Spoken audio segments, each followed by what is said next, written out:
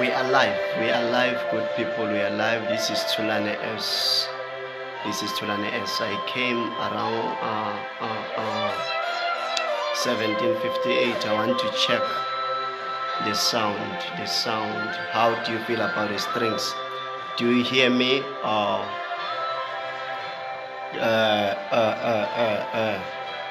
the strings are so high. Can you please reply where you are? Usho ukuthi uyangiva nangabe mhlambe lama strings asetulu, please reply. People, just share the post and invite people. You can share even the post in your pages, lamanye ma page, and you can share also the post in your friends. We are live, good people, on Facebook. Shall we are here to share the word of God. We are just live. So if ukhona lapha, you can share the post. Please just share the post. Share with your friends. Share with everybody in your friend list. So tell them we are live. It's all about the good news of Christ Jesus. So it's not yet 6 o'clock. We promised to start at 6. So let us wait for people. If you are here with us, good people, please, just share the post. We are about to break this down. We're about to share something so profound. So if you are with us here, please just tune. What's happening? So if ukhona lana Stella ukuthi mhlambe uvele ukuthi ukhona store qala bazalwane, store qala sikhulume live la uNkulunkulu, sikhulume into tasembusweni waNkulunkulu. It is indeed a great day, good people. I'm glad to be here, a voice of hope of restoration. I'm glad to be here, and also everybody who's in this sermon live with us. So thank you. We want to share a word of God. Actually, we want to share the word of God. So waiting for people to come in. If you are here, good people, if you are here with us, just share the post and indicate where you are. Sihloko lesikhulu le ndawo ukhulumela kuso to this sermon or kulesikhathi lesinaso sisekelo noma ke asisekele edvaleni. Actually sisekelo leselidvala. So kahle we have to break down ukuthi ingibani elidvala and was the really meaning nakathi uNkulunkulu sisekelo leselidvala. So we'll be breaking that down. So good people, if you are here, please share the post. I can't see people. I don't know what's happening. I don't know whether people they get what I'm saying, or people they hear what I'm saying. But please, if you are here with me, just indicate. It's all about the good news of Christ. So we are here, good people. It's already 6:01, 1:06. So if you are here with us, good people, just indicate. We're about to share something so profound. It's in the book of Matthew chapter 7, verse number 25. Actually, this is Tulane S. Mabuza, good people. So I'm here, good people, to share a word of God with you. So I want you to understand, we have litvala living Christ to sapile enzaweni yasemhlabeni, and everybody it's ngathini kumele asime kulelo dvala. So that's the profound thing that we're speaking about, ukuthi sibe bantu labasime edvaleni noma labasekele edvaleni. So now funza iBhayibheli liveta ukuthi leli ulitshe leligumbi lelaliwa bakhe, but will be not based on the cornerstone, will be based on the rock. So now funza iBhayibheli kunenvo lelivetako in the book of Deuteronomy chapter 32, verse number 31. The Bible says our rock is not like their rock, or their rock is not like our rock. In other words, what does the Bible says actually? Ngalelo verse. And when Moses wrote this scripture, bekachazela ukuthi litvala lethu alifani nelitvala labo. Nakaqhubeka uthi titha tethu nato tiyakwati lo. I don't know, good people, whether I have people in this ceremony. I have people indicate wherever you are, indicate wherever you are. It's all about the Christ, the good news. So uthi nakapala lo mbhalo uthi litvala lethu alifani nelitvala labo netitha tethu tiyakwati. Actually, what he was trying to say, to tell the world, or to tell people, ukuthi uNkulunkulu wethu akafani na uNkulunkulu wabo. And on top of that, bekachazela ukuthi if you are in Christ, noma ke now uNkulunkulu titha takho tiyakwati ukuthi the man lo kuye, he's greater than everything. So it's what he was trying to elaborate through that verse. Then now funza iBhayibheli lisivetela tindzaba letiningi elitvala ukuthi kahle kahle litvala lethu kungibani. I don't know whether I have people in this place. So let me just read a scripture here, a scripture in the book of Matthew chapter 7. Matthew chapter 7, the book of Matthew chapter 7, verse number 25. I want us, good people, to check here. I want us to check here. This is so profound, good people. I wish ukuthi singayichaza kangcono. So I will read in Siswati. Mfundzeka ngalendlela. Kuthiwa kwase kuna imvula, imifula yagcwala. Nemimoya yawusha yatama kuyiphephula lendlu. Kodwa ayizange iwe ngobe yayakhele esisekeleni leselithwa, my God, my Father. Let me read it again.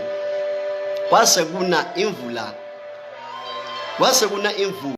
imifula yagcwala nemimoya yawusha yatama kuyiphephula lendlu, kodwa ayizange iwe ngoba yayakhelwe esisekelweni leselithwa. Okay, good people, let us break this down. Number one, here Jesus was talking to his disciples. In fact, bekakhuluma nebafunzi bakhe. Nakakhuluma nebafunzi bakhe lana from chapter 5 uzama kubachazela about the gospel of Christ Jesus.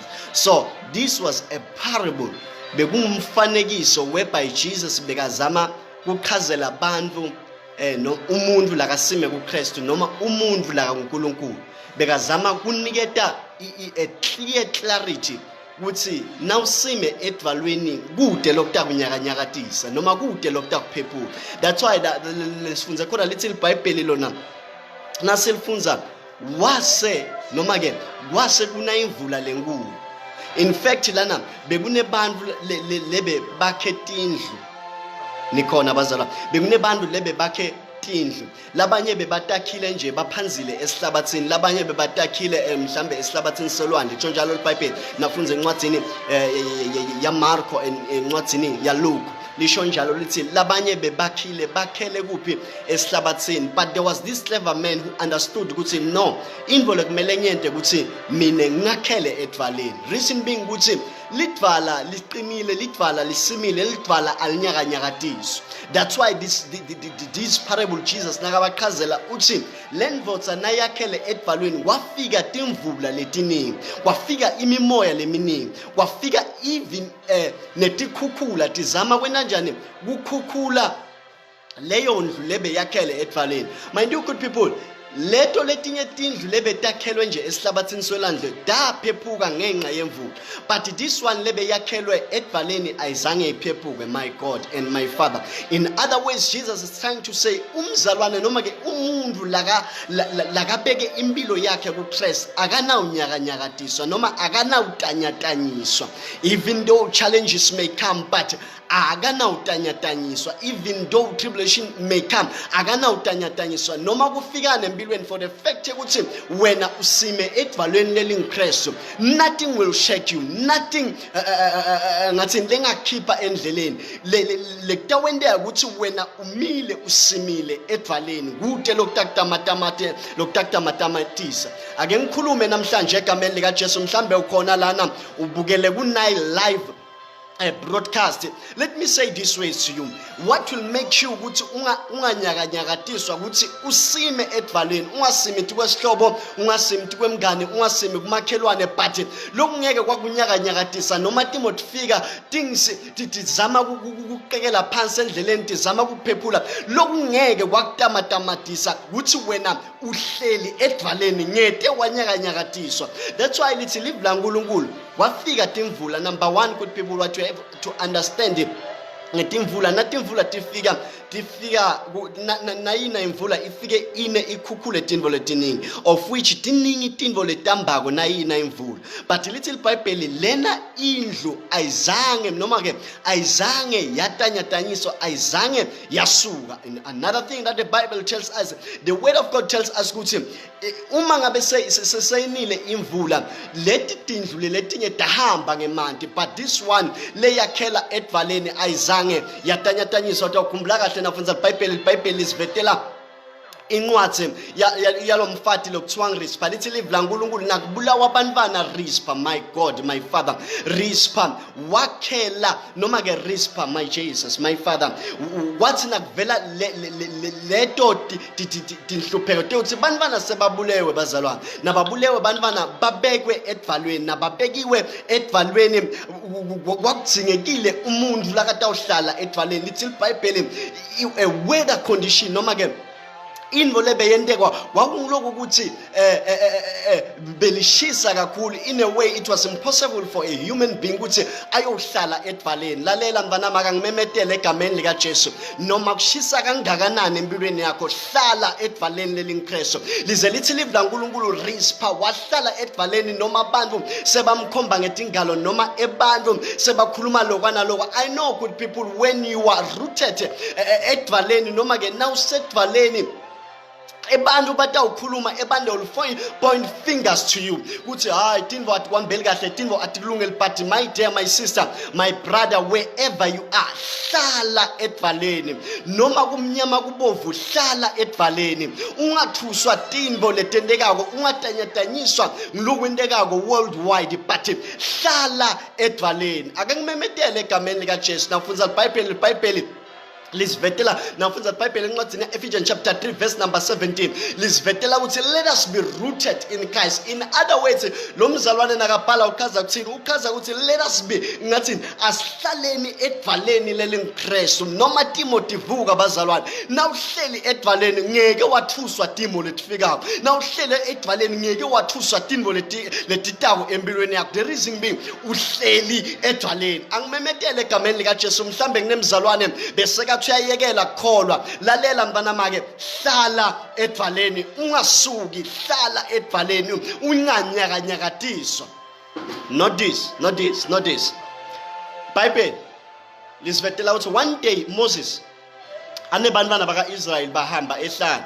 Lithi iBhayibheli naselifunza Moses asahamba endleleni, the children of Israel, they were so thirsty. In a way they started to provoke Moses. Bakala Moses bamkhulumela, but there's something so profound when you read the Bible says Moses wathola umlayeto losuka kuNkulunkulu wathi shaya lidvala kutawuphuma emanti, of which bazalwane nawuhlele edvaleni there are a lot of things lo titholako, there are a lot of things uNkulunkulu akakwendela tona, there are a lot of things lo titholako nedi ngekuhlala lapha edvaleni. Ngiyamemetela egameni lika Jesu mhlaba wonke jikelele, live selkhombana mhlambe ngalokwa nalokwa, bantu sebakhuluma lokwa nalokwa, hlala edvaleni. If you want to see your life being transformed, if you want to see changes in your life, if you want to see deeper things in your life, just hlala edvaleni. Ngeke watanyatanyiswa, ngeke kude simo lesitakumatamisa nawuhlele edvaleni.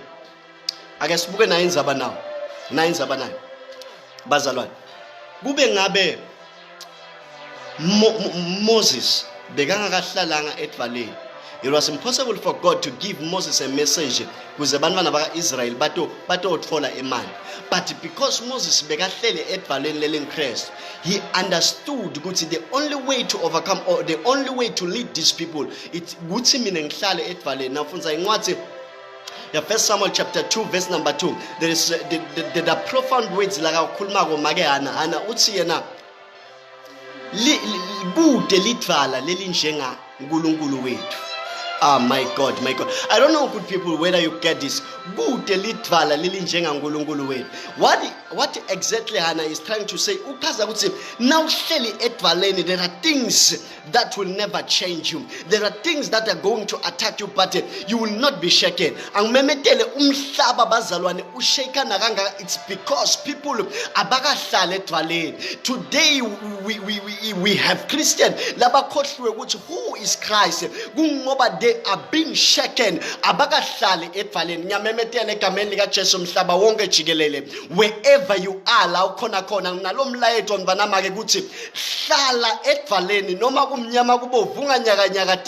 yes, storms are going to come.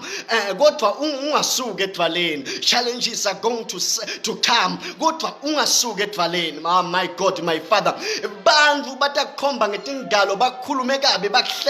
But ungasuki etvaleni, hlala etvaleni mvanamake kumnyama kubovu, uhlale etvaleni ebantu bakhomba ngetingalo ebantu bakhuluma lokwana lokwa, uhlale etvaleni.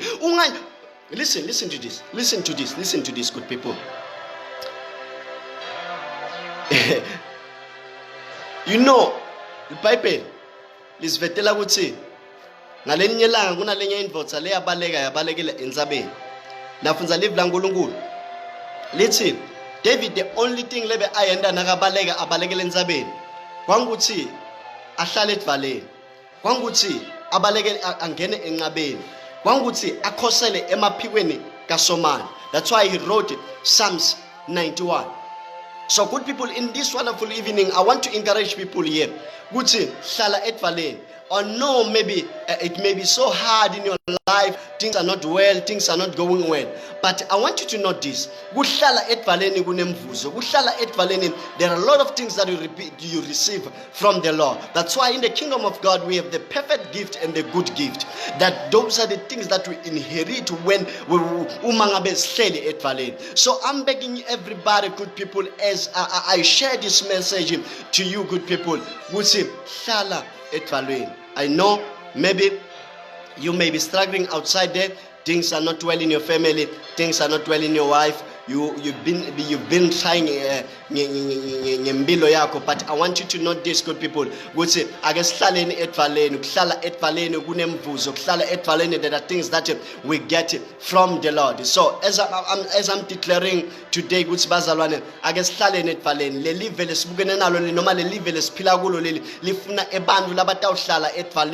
remember now, you will never be shaken. Reason being, what is Litvala? Yini Litvala? Litvala, it's Christ. Litvala, it's God Himself. Litvala, ngulungulu kobolo wake. Now uhlele etvaleni, uhlele ngulungulu. Now uhlele etvaleni, uhlele ngulungulu. Nothing will ever shake you. Let me tell you this, good people. Let me tell you this. I want you to know this. Kuhlala etvaleni, it doesn't mean angeke ube nema challenges empilweni. Kuhlala etvaleni, it doesn't mean people will not gossip about you. Kuhlala etvaleni, it doesn't mean yonke into itaba smooth endleleni call. But kuhlala etvaleni, ngona tasita ukuthi overcome changes that will come. So if you are ungakahlale etvaleni, it is easy for people ukuthi back destroy it. It is for your enemies to destroy you. But now hlele etvaleni, that's where ukhona kuba ne strength sek overcome ama challenges. That's where uba ne strength sek khona ukuthi ubukane nato tonke tinvo letikhona emhlabatheni. Remember, now hlele etvaleni, God will strengthen you. Now hlele etvaleni, God Himself will give you power. Now hlele etvaleni, God Himself will revive you. Now hlele etvaleni, God Himself will fight for you. Now hlele etvaleni, ngulungulu kuko konke utakulela kude lakata kuyekelela khona. So good people, indeed I was here to share this lovely message to people. Gucci, age sihlaleni etvaleni. So this is Thulane S. Mabuza, good people. If you need me, you can hit my inbox, Thulane Sfiso Mabuza. I'm there. I will pray with you. If you need something, maybe advice, maybe encouragement or words of power, of ways to keep you, I am there. Thulane S. Mabuza, I have this message, Gutsi Bazalwan. Yes, things are not well, but as I sign out, I'm going to pray with you. This is Thulane S. I sign out. Stay blessed. Amen.